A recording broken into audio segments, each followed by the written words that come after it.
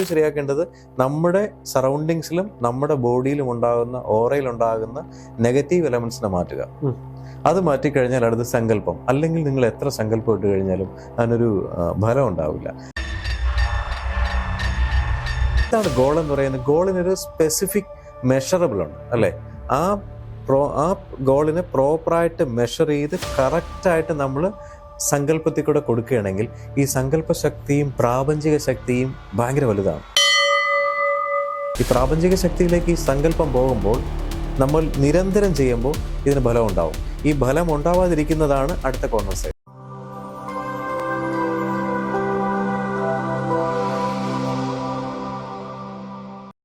പ്രതിപ്പെട്ട ഈ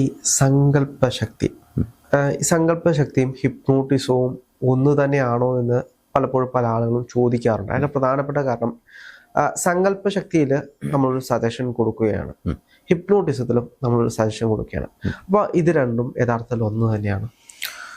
രാഹുലെ, ഈ സങ്കല്പശക്തി എന്ന് പറഞ്ഞു കഴിഞ്ഞാൽ വളരെ പാരമ്പര്യമായിട്ട്, അതായത് എത്രയോ വർഷങ്ങൾക്ക് മുൻപ് അതിപുരാതന കാലം മുതൽ തന്നെ നമ്മൾ ഹൈന്ദവ കൾട്ടിനകത്തുണ്ടായിരുന്ന ഒരു ഏറ്റവും എന്താ പറയുക പവിത്രമായ ഒരു ടൂളാണ്. അപ്പം ശരീരവും മനസ്സും ചേർന്നതാണ് ഉദ്ദേശം എന്ന് പറയുന്നത്. ഉദ്ദേശമാണ് സങ്കല്പം എന്ന് വെച്ചാൽ ഉദ്ദേശമാണ്. അതായത് എനിക്ക് നാളെ ഒരു സ്ഥലത്ത് പോകണം, അതെൻ്റെ ഉദ്ദേശമാണ്. ഈ ഉദ്ദേശത്തിനെയാണ് ഞാൻ സങ്കല്പത്തിൽ കൂടെ കൊണ്ടുവന്ന് പ്രാവർത്തികമാക്കുന്നത്.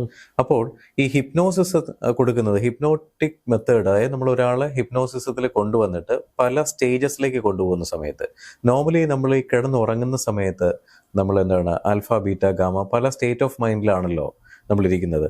ഒരു ഡീപ്പ് ബേർത്തിലേക്ക് അല്ലെങ്കിൽ ഡീപ്പ് സ്ലീപ്പിലേക്ക് പോകുന്ന സമയത്ത് നമ്മൾ ഗാമ സ്റ്റേറ്റിലേക്ക് പോകും. അപ്പോഴാണ് കോൺഷ്യസ് ലെവലിൽ നിന്ന് സബ് കോൺഷ്യസ് ലെവലിലേക്ക് നമ്മൾ വഴുതി വീഴുന്നത്, ഉറക്കത്തിലേക്ക് വഴുതി വീഴുന്ന ടൈമുണ്ട്.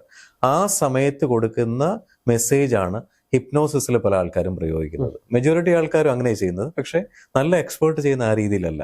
നല്ല മെസ്സേജസ് ഒക്കെ പാസ് ചെയ്യുന്ന രീതികൾ വേറെയാണ്. അപ്പം അതുപോലെ ഈ ഹിപ്നോട്ടിസം ചെയ്യുന്ന ആൾക്ക് അല്ലെ ഹിപ്നോട്ടിക് എക്സ്പേർട്ടിന് ഈ സങ്കല്പ ശക്തി വളരെ പെട്ടെന്ന് ആപ്ലിക്കൻ്റ് ആക്കാൻ പറ്റും.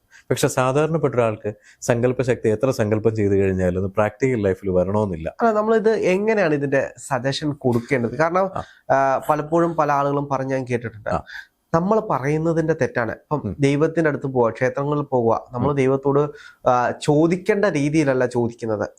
നമ്മൾ നമ്മുടെ വിഷമങ്ങൾ പറയുകയാണ് എന്നാണ് ഞാൻ കേട്ടില്ല. അപ്പം അങ്ങനെയല്ല, നമ്മൾ ചോദിക്കേണ്ടതിന് ഒരു വിധാനമുണ്ട്. അതെങ്ങനെയാണ്? അതായത് രാവിലെ ഈ ശിവോഹത്തിന്റെ ഒരു പാട്ടായിട്ട് നമ്മൾ ശിവോഹം പഠിച്ചവർക്ക്, ശിവോഹം പ്രൊട്ടക്ഷൻ എടുത്തവർ അടുത്ത ലെവലിലേക്ക് വരും. അതായത് ബോഡിയിലെ നെഗറ്റീവ് എനർജി പൂർണ്ണമായിട്ടും റിമൂവ് ആയി പൂർണ്ണമായിട്ടും പ്രൊട്ടക്റ്റഡ് ആവും.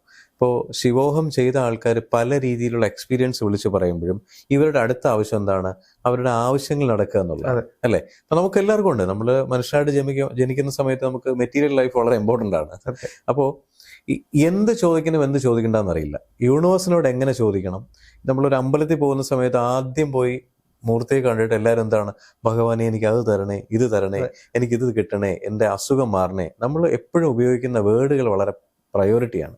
ഇപ്പോൾ യൂണിവേഴ്സിനോടാണെങ്കിലും സങ്കല്പം ചെയ്യുമ്പോൾ എൻ്റെ അസുഖം മാറ്റണേ എന്ന് പറഞ്ഞു കഴിഞ്ഞാൽ അസുഖം എന്ന് പറയുന്ന ഒരു നെഗറ്റീവ് വേർഡ് അവിടെ വീണ്ടും റെപ്ലിക്കേറ്റ് ചെയ്യുക. ഞാൻ പൂർണ്ണ ആരോഗ്യത്തോടെ ഇരിക്കുന്നതിനും ഞാൻ നാളെയും വളരെ സന്തോഷത്തോടെ ഇരിക്കുന്നതിനും ഒരുപാട് നന്ദിയുണ്ട്. ഗ്രാറ്റിറ്റ്യൂഡോട് കൂടി നമ്മൾ പറയുന്നത് ഭയങ്കര ഡിഫറെൻ്റ് ആണ്. ഗ്രാറ്റിറ്റ്യൂഡ് മന്ത്രം തന്നെ ഉണ്ട്, അറിയാമല്ലോ, മറ്റേ ഹോപ്പനോ തിയറി. അതായത് എന്താ പറയുക, thank you so much, I love you, please forgive me, I am sorry. ഇത് യൂണിവേഴ്സിനോട് നമുക്ക് എന്നും പറയാം, എപ്പോഴും പറയാം. നമുക്കിപ്പോൾ എന്താണോ ഒരു മെറ്റീരിയൽ നമുക്ക് വേണ്ടത് അതിനോട് നമുക്ക് എപ്പോഴും പറയാം. അപ്പോൾ കമ്മ്യൂണിക്കേഷൻ നമ്മൾ ആദ്യമേ ശരിയാക്കും. അതെ, ഈ കമ്മ്യൂണിക്കേഷൻ അല്ല ആദ്യം ശരിയാക്കേണ്ടത്. ആദ്യം ശരിയാക്കേണ്ടത് നമ്മുടെ സറൗണ്ടിങ്സിലും നമ്മുടെ ബോഡിയിലും ഉണ്ടാകുന്ന ഓറയിലുണ്ടാകുന്ന നെഗറ്റീവ് എലമെന്റ്സിനെ മാറ്റുക. അത് മാറ്റിക്കഴിഞ്ഞാൽ അടുത്ത സങ്കല്പം. അല്ലെങ്കിൽ നിങ്ങൾ എത്ര സങ്കല്പം ഇട്ട് കഴിഞ്ഞാലും അതിനൊരു ഫലം ഉണ്ടാവില്ല. സങ്കല്പം കഴിഞ്ഞിട്ടാണ് കമ്മ്യൂണിക്കേഷൻ. ഈ കമ്മ്യൂണിക്കേഷൻ ആരുമായിട്ട് എപ്പോഴും അങ്ങനെ ഒരു 3-4 തിയറട്ടിക്കൽ അപ്രോച്ച് ഉണ്ട്. നെഗറ്റീവ് എലമെന്റ് കഴിഞ്ഞു, സങ്കല്പം വരുന്ന സമയത്ത് അടുത്ത മാസം രാഹുൽ അറ്റൻഡ് ചെയ്യുന്ന അടുത്ത മാസം രാഹുൽ ഒരു ഫ്ലാറ്റ് മേടിക്കുക. ഫ്ലാറ്റ് മേടിക്കാൻ പോകുന്ന കാര്യങ്ങൾ എങ്ങനെ സങ്കല്പം ചെയ്യണമെന്നുള്ളതാണ് ആദ്യത്തെ സങ്കല്പം. അതായത് ഫ്ലാറ്റ് മേടിച്ചാൽ മാത്രം പോരാ, ഫ്ലാറ്റ് പിന്നെ അതിന് പൂർണ്ണമായിട്ട് മെഷറബിൾ ആയിരിക്കണം ഒരു സങ്കല്പം. ഫ്ലാറ്റ് എവിടെ, എത്ര രൂപയുടെ, ഏത് ഐക്കോണിക്കാണ്, ഇങ്ങനെ കുറേ സംഭവങ്ങളുണ്ട്. ഒരു കാറ് വേണമെന്ന് പറഞ്ഞു നോക്കി, ഏത് കാറ്? ഒരു ഗോൾ വേണ്ടേ? അപ്പോൾ ഫോർ എക്സാമ്പിൾ രാഹുലിന് വേണ്ട ബെൻസ് ആണെങ്കിൽ എനിക്ക് അടുത്ത മാസം 25-ാം തീയതി ബെൻസ് ബുക്ക് ചെയ്യാനുള്ള ഭാഗ്യം ഉണ്ടാകണേ. അപ്പോൾ ഏത് കളർ ബെൻസ്? എനിക്ക് മെറൂൺ കളർ ബെൻസ് ബുക്ക് ചെയ്യാനുള്ള ഭാഗ്യം ഉണ്ടാവണേ.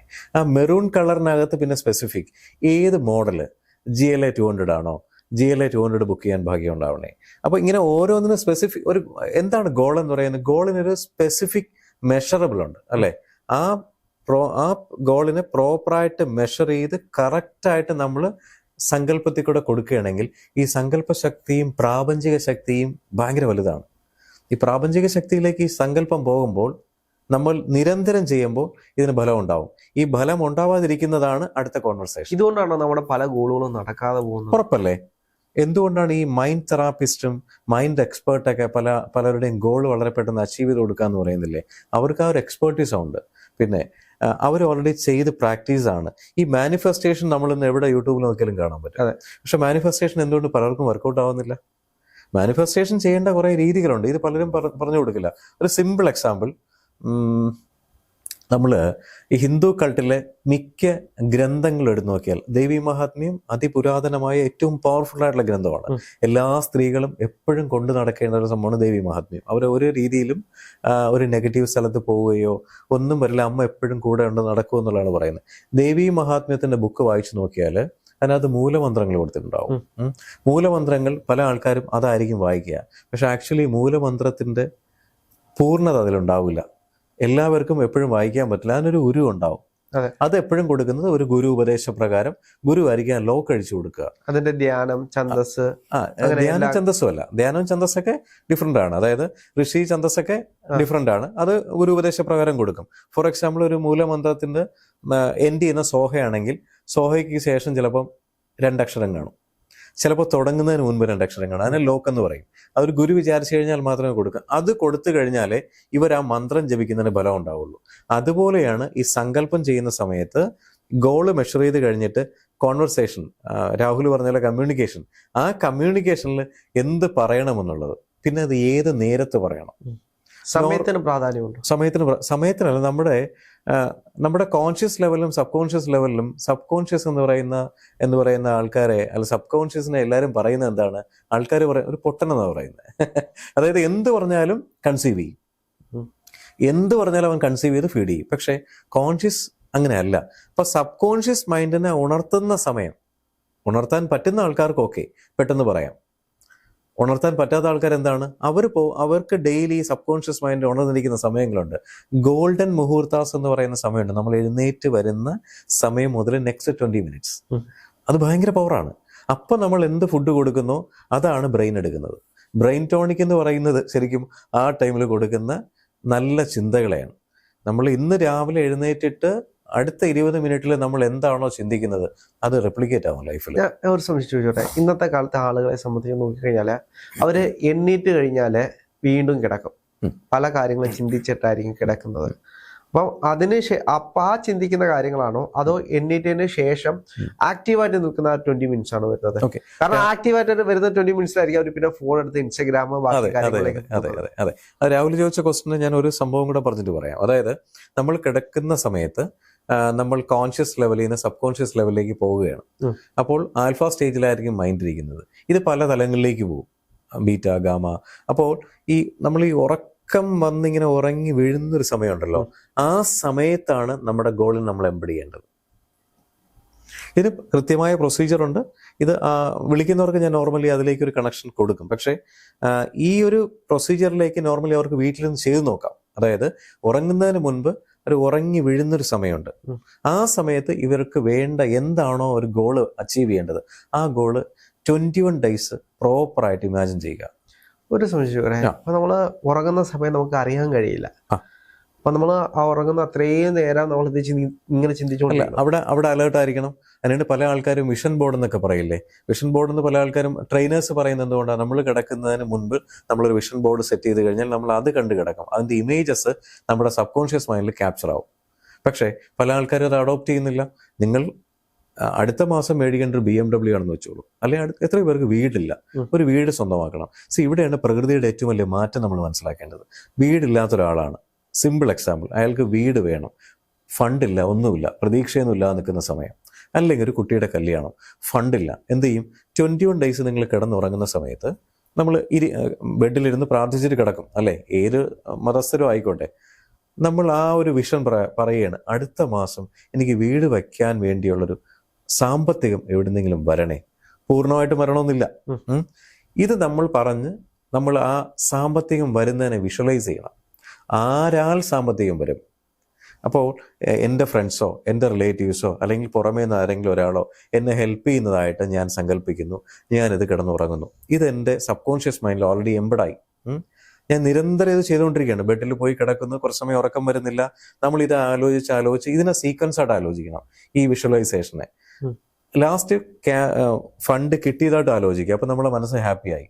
എപ്പോഴാണോ നമ്മുടെ മനസ്സ് ഹാപ്പിയാവും, ഉദ്ദേശ ലക്ഷ്യം അവിടെയാണ്. മനസ്സും ശരീരവും തമ്മിൽ എന്താണോ അതാണ് ഉദ്ദേശം എന്ന് പറയുന്നത് അല്ലേ.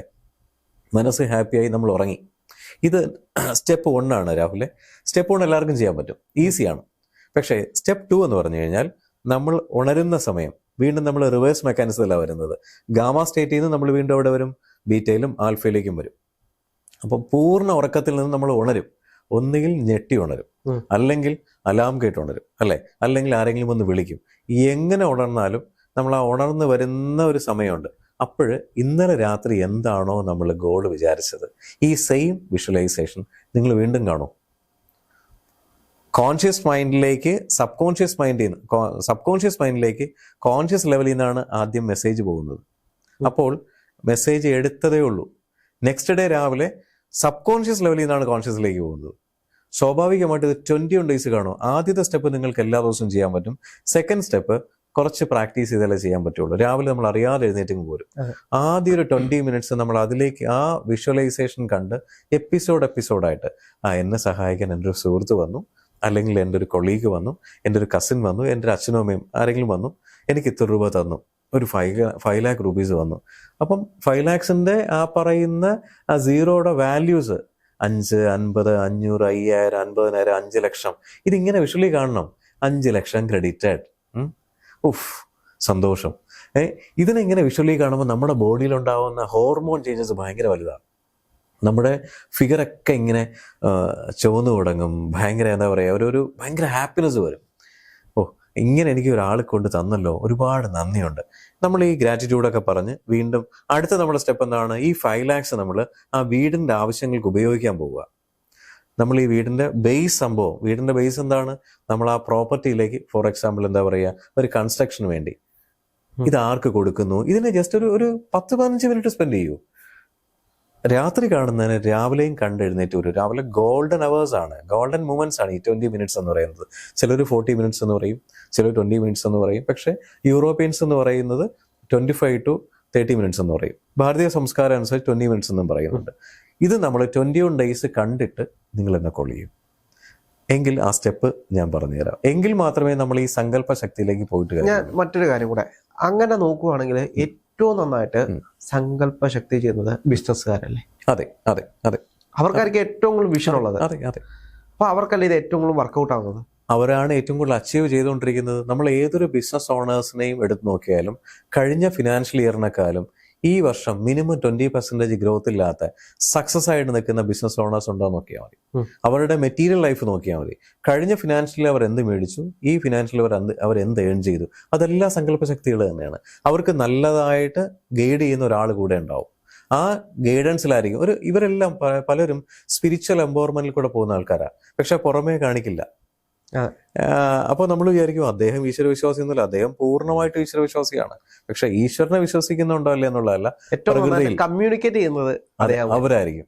അവര് മൗന വ്രതം എടുക്കുന്നുണ്ടാവും. മൗനവ്രതം എന്ന് പറയുന്നത് ഞാനത് ചെയ്യുന്നുണ്ട്. അതായത് ആഴ്ചയിൽ ഒരു ദിവസം നമ്മൾ അറ്റ്ലീസ്റ്റ് ഒരു 3 hours എങ്കിലും സംസാരിക്കാതിരിക്കുക. ഒൺ ഡേ സംസാരിക്കാതിരിക്കുക എന്നുള്ള ടാസ്ക്കാണ്. പക്ഷേ നമ്മളിപ്പോഴത്തെ മൊബൈൽ കമ്മ്യൂണിക്കേഷൻ വെച്ച് ഒൺ ഡേ പറ്റില്ല. ഒരു ഫിനോമിനൽ തിയറി പറയുന്നത്, ഞാനിതിൻ്റെ പ്രാക്ടീസ് ചിയാങ് മൈയിൽ അറ്റൻഡ് ചെയ്തിട്ടുണ്ട്. ചിയാങ് മൈ എന്ന് വെച്ചാൽ നോർത്തേൺ പ്രവിശ്യയാണ്, very near to China. 7 days ഇവരാരും സംസാരിക്കില്ല. പക്ഷെ എന്നെ കൊണ്ട് പറ്റില്ല. ഞാൻ 2 ദിവസമൊക്കെ മാക്സിമം ഇരുന്നിട്ടുണ്ട്. കാരണം പിന്നെ കുട്ടികളോട് കമ്മ്യൂണിക്കേറ്റ് ചെയ്യണം, വീട്ടിൽ വിളിക്കണം, നമ്മളെ ഇറിറ്റേറ്റ് ചെയ്യുന്ന ഒരുപാട്, അല്ലെങ്കിൽ നമുക്ക് പ്രചോദനം ടെൻഷൻ ആവും. എന്താണ്, എങ്ങനെയാണ്. ഇപ്പൊ ഈവൻ വാട്സാപ്പിൽ കമ്മ്യൂണിക്കേറ്റ് ചെയ്താലും കമ്മ്യൂണിക്കേഷനാണ്. ആ. 2 ദിവസമൊക്കെ മാറ്റിയിരുന്നിട്ടുണ്ട്. 7 ദിവസം ഈ പല ബില്യനേഴ്സും വന്നിരിക്കുന്ന സ്ഥലങ്ങളുണ്ട്. ഓണ്ടർപ്രണേഴ്സ്, അത്യാവശ്യം ടേണോവറുള്ള ആൾക്കാർ സങ്കല്പ ശക്തി കൂട്ടുകയും മെഡിറ്റേഷനിൽ ഒരു ദിവസം, മെഡിറ്റേഷൻ വെച്ചാൽ നോർമൽ മെഡിറ്റേഷൻ അല്ല, ഒരു പൂർണ്ണമായിട്ടും മൗനവ്രതമാണ്. ഫുഡ് കഴിക്കും, ആവശ്യത്തിന് മെഡിറ്റേറ്റ് ചെയ്യും, ബാക്കി അവർ പ്രകൃതിയെ നോക്കിയിരിക്കും. പ്രകൃതിയിൽ നോക്കിയിരിക്കുമ്പോൾ ഒരു 3 പ്രൊസീജിയറുണ്ട്. ആ പ്രൊസീജിയറാണ് ഈ സങ്കല്പ ശക്തിയിൽ ഞാൻ നോർമലി പറഞ്ഞു കൊടുക്കുന്നത്. ഇപ്പൊ പ്രതിഭന്റെ അടുത്തേക്ക് ഒരാൾ വരികയാണെങ്കിൽ അവർക്ക് എങ്ങനെയായിരിക്കും ഇത് ഗൈഡ് ചെയ്ത് കൊടുക്കുന്നത്? ഞാൻ ആദ്യം പറയും, ഈ പറയുന്ന എക്സസൈസ് അവർ ചെയ്തിട്ട് വരാൻ പറയും. ശിവോഹം പ്രൊട്ടക്ഷൻ കഴിഞ്ഞ ആളാണെങ്കിൽ ഈസി ആയിട്ട് എനിക്ക് അദ്ദേഹത്തിന്റെ നിലയിൽ കൊണ്ടുവരാൻ പറ്റും. കാരണം നെഗറ്റീവ് എലമെന്റ്സ് എല്ലാം പോയി. അവരുടെ ബോഡിയിൽ എപ്പോഴും ഒരു വേർട്ടിക്കലും ഹൊറിസോണ്ടലും ഒരു ഓം ശിവോഹവും ഓം നമ ശിവായ എപ്പോഴും ചുറ്റിക്കൊണ്ട് നടക്കുന്നുണ്ടായിരിക്കും. അതായത് ഒരു വൈറ്റ് എനർജി അവർക്ക് എപ്പോഴും കാണാൻ പറ്റും. വൈറ്റ് എനർജി കാണാൻ പറ്റാത്തവർക്ക് ഏത് സമയവും തേർഡ് ഐയിൽ ഫ്രിക്ഷൻ ഉണ്ടാവും, സഹസ്രാരത്തിൽ ഫ്രിക്ഷൻ ഉണ്ടാവും. ഇപ്പൊ കാണുന്ന അബാക് മീഡിയയിൽ ഒരുപാട് പ്രേക്ഷകരുണ്ട് ഈ പറയുന്ന ശിവോഹം എടുത്തവർ. അവരുടെ എക്സ്പീരിയൻസ് അവർ പറയുന്നുണ്ട്, പലരും പറയുന്നുണ്ട്, അവർക്ക് കാണുമ്പോൾ അറിയാൻ പറ്റും. ഇതൊന്നും ഇല്ലാത്തവർക്ക് അവരുടെ മൂലാധാര ചക്രത്തിന്റെ ബാക്ക് സൈഡിൽ ഒരു ഫ്രിക്ഷൻ ഉണ്ടാവും. ഈ ഫ്രിക്ഷൻ സ്വാഭാവികം എപ്പോഴും അവരുടെ ബോഡിയിൽ ഉണ്ടാവും. എനർജി ലൂസ് ഉണ്ടാവില്ല. അപ്പം നെഗറ്റീവ് എലമെന്റ്സ് അവരുടെ ബോഡിയിൽ അബ്സല്യൂട്ട്ലി ഇല്ല എന്നുള്ളതിൻ്റെ ഒരു ഇൻഡിക്കേഷനാണ്. അത് കഴിഞ്ഞാൽ സങ്കല്പശക്തിയിലേക്ക് വരാൻ പറ്റും. അല്ലാത്തൊരാളാണെങ്കിൽ ഞാൻ പറയും 21 ഡേയ്സ് നിങ്ങൾ വീട്ടിൽ പ്രാക്ടീസ് ചെയ്തിട്ട് എൻ്റെ അടുത്ത് വരണമെന്ന് പറയില്ല, നല്ല ഏതെങ്കിലും ഒരു ഗുരുക്കന്മാരുടെ അടുത്തോ നല്ല എക്സ്പേർട്ടിൻ്റെ അടുത്തോ പോവുക. സങ്കല്പം പ്രോപ്പറായിട്ട് ചെയ്ത് കഴിഞ്ഞാൽ അവരുടെ ലൈഫിൽ എല്ലാ അച്ചീവ്മെന്റ്സും ഉണ്ടാകും. ഞാനിത് തിരിച്ചറിയുന്നത് ഒരു 5 വർഷം മുമ്പ് രാവിലെ. 5 വർഷം മുമ്പ് വരെയും എൻ്റെ ലൈഫിൽ ഒരു വലിയൊരു മെറ്റീരിയൽ ലോസ് ഉണ്ടായി. ഈ മെറ്റീരിയൽ ലോസ് ഉണ്ടായതിനു ശേഷം ഞാൻ പലരുടെയും വിളിച്ചു. ഞാനൊരു 10-15 വർഷം മുമ്പ് സ്പിരിച്വൽ എംപവർമെന്റിൽ വന്നതാണ്. പക്ഷേ ഞാൻ അതിനെ എൻഹാൻസ് ചെയ്യാൻ ശ്രമിച്ചില്ല. അതിങ്ങനെ നോർമലി എൻ്റെ പാർട്ട് ഓഫ് ലൈഫിൽ കൊണ്ടുപോകുന്നു. ഒരു ബിസിനസ്സിലൊരു നഷ്ടം വന്നതിന് ശേഷം ഞാൻ ഒരാളുടെ അടുത്ത് എത്തപ്പെട്ട സമയത്ത് പലതും പറയുന്നു, നമുക്കപ്പോഴൊന്നും വിശ്വാസമില്ല. പക്ഷേ ഞാനൊരു മോങ്കിൻ്റെ അടുത്ത് എത്തപ്പെട്ടു. ആ മോങ്ക് എന്ന് പറയുന്നത് ഇന്ന് തായ്ലൻഡിലെ എൻ്റെ പ്രൊഫൈലൊക്കെ കൊടുത്തിട്ടുണ്ട്. പല എന്താ പറയുക, മെഡിക്കൽ ഇൻഡസ്ട്രിയെയും ആർമി ഫോഴ്സിനെയും പോലീസ് ഫോഴ്സിനെയും ഹീൽ ചെയ്യുന്നൊരു അദ്ദേഹമാണ്. ഒരുപാട് പ്രൊട്ടക്ഷൻസ് ഒക്കെ ഉള്ള അദ്ദേഹമാണ്. അദ്ദേഹത്തിൻ്റെ അടുത്ത് പോകുമ്പോൾ തന്നെ അദ്ദേഹം നമ്മൾ നോക്കുമ്പോൾ നമ്മൾ ഓൾറെഡി ഹീലാവും. നമുക്ക് എവിടെയെങ്കിലും പെയിൻ ഉണ്ടെങ്കിൽ അറിയാൻ പറ്റും. അദ്ദേഹമായിട്ട് നിന്ന് കമ്മ്യൂണിക്കേറ്റ് ചെയ്യാൻ പറ്റുന്ന ഭയങ്കര ഒരു ഭാഗ്യമായിട്ടാണ് ഞാൻ കരുതുന്നത്. അവിടെ നിന്നാണ് എനിക്കിത് മനസ്സിലായത്. ബൗദ്ധിക് ഹീലിംഗ് എന്ന് പറയും. ബൗദ്ധിക് ഹീലിംഗ് നമുക്ക് പെട്ടെന്ന് പഠിക്കാൻ പറ്റില്ല. കുറേ ദിവസം ഞാനവിടെ നിന്നു. പക്ഷെ ഒരു കുഴപ്പം, 14 ദിവസം മാത്രമേ നമുക്ക് അവിടെ നിൽക്കാൻ പറ്റുള്ളൂ. 14 ദിവസത്തിന് ശേഷം നമുക്ക് വിസ കിട്ടില്ല. ഞാൻ പല വഴി കൂടെ വിസ എക്സ്റ്റെൻഡ് ചെയ്യാനൊക്കെ ഒരുപാട് വഴി നോക്കി. അവിടുന്ന് നൈബർ കൺട്രിയിൽ ബസ്സിൽ കാംബോഡിയയിൽ പോയി ഇറങ്ങി. ഒരു ദിവസം നൈറ്റിൽ വെറുതെ ബസ്സിൽ കയറി കാംബോഡിയയിൽ പോയി ഇറങ്ങി, പാസ്പോർട്ട് സീൽ ചെയ്തു, അതേ ബസ്സിൽ കയറി തിരിച്ച് ഞാൻ ഇവിടെ വന്നു. കാരണം എനിക്ക് അവിടെ നിന്നേ പറ്റൂ. കാരണം ഇത് പഠിക്കണം. വീണ്ടും പോയിട്ട് ഞാൻ തിരിച്ചു വന്നു കഴിഞ്ഞാൽ എൻ്റെ ആ ഒരു കോഴ്സ് കംപ്ലീറ്റ് ചെയ്യാൻ പറ്റില്ല. കോഴ്സ് എന്ന് പറയുന്നതല്ല, ആ ഒരു കണ്ടിന്യൂസ് ഡേയ്സ് അവരുടെ കൂടെ ഇരിക്കുമ്പം അവരിൽ നിന്ന് കിട്ടുന്ന ഒരു എനർജി ഉണ്ട്, അവരിൽ നിന്ന് കിട്ടുന്ന കുറെ നോളജ് ഉണ്ട്. പക്ഷെ ഇത് ബ്രേക്ക് വന്നാൽ കിട്ടണമെന്നില്ല, എല്ലാം പറഞ്ഞു തരണമെന്നില്ല. നമ്മുടെ പ്രോഗ്രാമിന്റെ ആവശ്യമായതുകൊണ്ടും ഇവർ നമ്മളെ കൂടെ നിൽക്കുന്നത് കൊണ്ടും അവർക്ക് നമ്മളെ അത്ര വേണ്ടപ്പെട്ടവരാണ്. അല്ലെങ്കിൽ ഇവർ പറയില്ല. അങ്ങനെയാണ് ഈ സങ്കല്പ ശക്തി ഞാൻ കൂടുതൽ മനസ്സിലാക്കുന്നത്. ഇവർക്ക് ഈ സമയത്ത് കഴിക്കാൻ ഇന്ന ഫുഡ് വേണമെന്നാണെന്നുണ്ടെങ്കിൽ അവർ സങ്കല്പം ചെയ്യും, ആ ഫുഡ് അവിടെ എത്തും. ആ ഫുഡ് എത്തുകയെന്ന് വെച്ച് കഴിഞ്ഞാൽ ഈ ട്രാവൽ ചെയ്യുന്ന സമയങ്ങളിൽ ഇവർ കഴിക്കുന്ന മെയിൻ വൃക്ഷത്തിന്റെ മേളിലുള്ള ഈ കൂണ്, പ്യുവർ വെജിറ്റേറിയൻ ഫുഡിനകത്ത് ഈ മരവുമായിട്ട് നിൽക്കുന്ന ഒരുപാട് ഫുഡ് കഴിക്കും. ഇത്തൽ പോലെ ഇരിക്കുന്ന ഫുഡൊക്കെ ആയിരിക്കും. ഏറ്റവും കൂടുതൽ പ്രോട്ടീൻ കണ്ടന്റ് കൂടുതലാണ്. ഈ പ്ലാന്റ് ബേസ്ഡ് ഫുഡാണ് കഴിക്കുന്നത്. പ്ലാന്റ് ബേസ്ഡ് ഫുഡ് എപ്പോഴും നല്ലതാണ്. എല്ലാ സ്ഥലങ്ങളിലും ഇത് കിട്ടണമെന്നില്ല. ഇവർ സങ്കല്പം കൊടുക്കും. അപ്പോൾ nearly plant based food prepare ചെയ്യുന്ന ആരെങ്കിലും ഉണ്ടെങ്കിൽ അവർക്ക് മെസ്സേജ് ആയിട്ട് കിട്ടും. അതാണ് ഈ പറയുന്ന ഗുരുവര്യന്മാരുടെ ഏറ്റവും വലിയ പ്രത്യേകത. അവർക്ക് മെസ്സേജ് ചെയ്യാൻ പറ്റും. നേരത്തെ രാഹുൽ ചോദിച്ചില്ലേ മെസ്സേജ് പാസ് ചെയ്യാന്ന് പറഞ്ഞില്ലേ, ഒരു ഡിസ്റ്റൻസിൽ കൂടെ മെസ്സേജ് പാസ് ചെയ്യാൻ പറ്റും. ആ മെസ്സേജ് വഴി അയാൾക്ക് ഇൻഫർമേഷൻ കിട്ടും ഇവിടെ ഫുഡ് ആവശ്യമുണ്ടെന്ന്. ഏതെങ്കിലും വഴി ഫുഡ് എത്തും. ഈ സങ്കല്പ ശക്തിയിൽ നേരത്തെ നമ്മൾ പറഞ്ഞില്ലേ, അടുത്ത മാസം എനിക്കൊരാൾ ഒരു 5 ലക്ഷം രൂപ കൊണ്ട് തരണേ, എനിക്ക് വീട് വയ്ക്കാൻ പറ്റണേ എന്നൊക്കെ ഒരാൾ സങ്കല്പിക്കുമ്പോൾ ഇത് ഈ മെസ്സേജ് യൂണിവേഴ്സിലാണ് നമ്മൾ സമർപ്പിക്കുന്നത്. യൂണിവേഴ്സിൽ താൻ എലിജിബിൾ ആണെന്നുണ്ടെങ്കിൽ പാസ് ചെയ്യേണ്ടവരിലേക്ക് ഇൻഡിക്കേഷൻ കിട്ടും. ക്യാഷ് ഉണ്ടെങ്കിലും ക്യാഷ് ഇല്ലെങ്കിലും ക്യാഷ് അവിടെ എത്തും എന്നുള്ളതാണ്. അതാണ് ഈ സങ്കല്പ ശക്തിയുടെ പ്രത്യേകത.